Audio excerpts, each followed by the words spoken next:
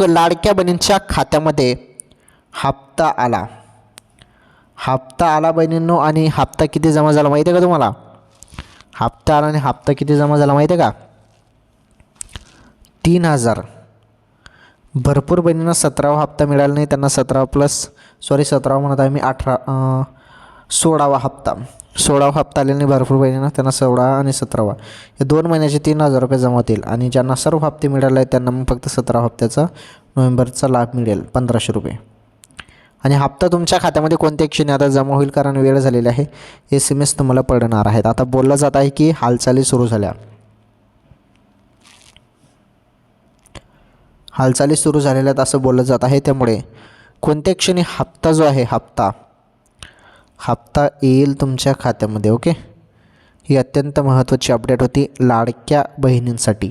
चला, व्हिडिओला लाईक करा, व्हिडिओला शेअर करा, चॅनल सबस्क्राईब करा आणि